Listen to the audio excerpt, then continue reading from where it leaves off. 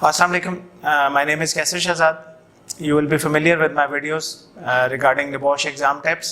काफ़ी सारी videos हमने इसी series में ongoing में की हैं और you can go to our previous videos and you can check them out, जिसमें हम लोगों ने time management पेपर को कैसे attempt करना है, क्या scenarios हो सकते हैं, वो सारी videos हमने more or less cover की हैं, तो आप उनको जाके check कर सकते हैं. Please click on subscribe button. Press the bell icon so you never miss any video.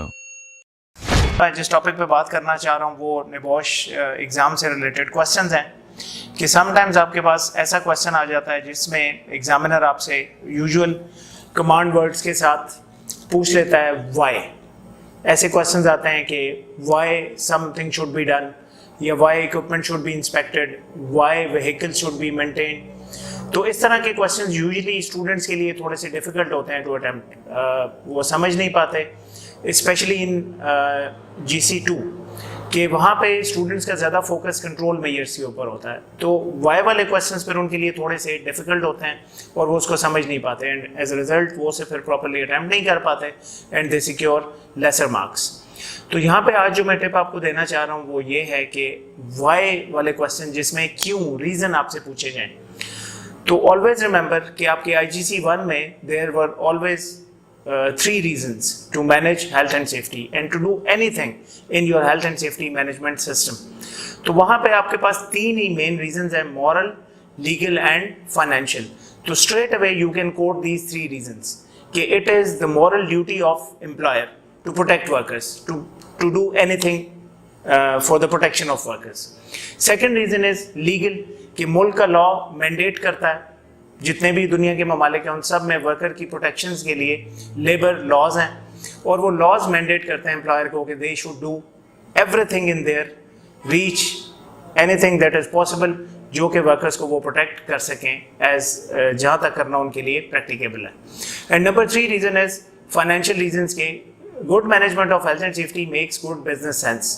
इससे जब आप एक्सीडेंट्स प्रिवेंट करते हैं, वर्कर्स को प्रोटेक्ट करते हैं, तो they are more productive and ultimately they are happier, healthier and obviously it improves your business and overall your profits. तो straight away ये 3 reasons आप वहाँ पे कोट कर सकते हैं. moral, duty of care employer की, secondly legal कानून and financial. उसके बाद further जो आप 3 से 4 या 5 points ऐड कर सकते हैं, those include number 1 to meet policy requirements. जो ऑर्गेनाइजेशन की हेल्थ एंड सेफ्टी पॉलिसी है उसमें उन्होंने जो अपने ऑब्जेक्टिव्स, अपने जो टारगेट सेट किए हैं, उन टारगेट्स को मीट करने के लिए एम्प्लॉयर को ये सारे काम करने पड़ते हैं. वर्कर्स को प्रोटेक्ट करना पड़ता है, उनकी ट्रेनिंग करनी पड़ती है, इक्विपमेंट को मेंटेन रखना पड़ता है, व्हीकल्स की इंस्पेक्शंस करनी पड़ती हैं. उसके बाद नेक्स्ट पॉइंट जो आप यहाँ इंक्लूड कर सकते हैं वो क्या है कि to meet insurance company requirements. कि insurance companies obviously as you are all familiar they are sharing your risk. Accidents आपकी वर्क प्लेस पे होते हैं but they have to pay for the cost. तो ऑब्वियसली फिर insurance company they are in a position to enforce the rules. तो वो आपको employer को मैंडेट कर सकते हैं कि वो वर्कर्स का ख्याल रखें, रूल्स को अप्लाई करें, मैनेजमेंट सिस्टम को प्रॉपरली अप्लाई करें. उसके बाद third point that you can include कि उसमें आपकी इन्फोर्समेंट एजेंसी की रिक्वायरमेंट हो सकती है कि enforcement agencies again they are the enforcement bodies of health and safety laws.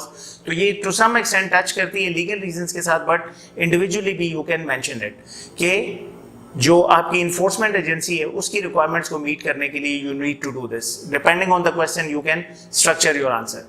और इसी तरह फिर फर्दर जो आप पॉइंट्स यहाँ पे एक और ऐड कर सकते हैं टू मीट क्लाइंट रिक्वायरमेंट्स. कि समटाइम्स कुछ ऑर्गेनाइजेशंस जो कि कंट्रैक्टिंग में होती हैं और किसी क्लाइंट से उन्हें जब कॉन्ट्रैक्ट्स अवॉर्ड होते हैं तो वहाँ पे फिर क्लाइंट की तरफ से बड़ी स्ट्रिक्ट रिक्वायरमेंट्स होती हैं और contractors have to meet those requirements. तो यहाँ पे आपके पास एक फर्दर पॉइंट आ जाता है कि टू मीट कंट्रैक्टर रिक्वायरमेंट्स. तो जब भी आपके पास ऐसा क्वेश्चन आए, outline, identify with any command word as to why something should be done. तो वहाँ पे आपके पास ये 5 से 6, 7 वैलिड पॉइंट्स बन जाते हैं. Moral reasons, legal reasons, financial reasons, इसी तरह to meet insurance company requirements, to meet client requirements, to meet enforcement agency requirements.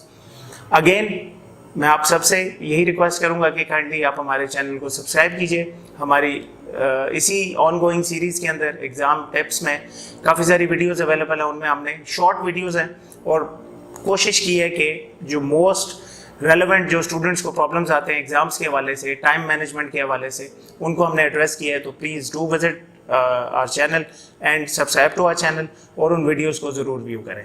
Thank you so much. अस्सलाम वालेकुम।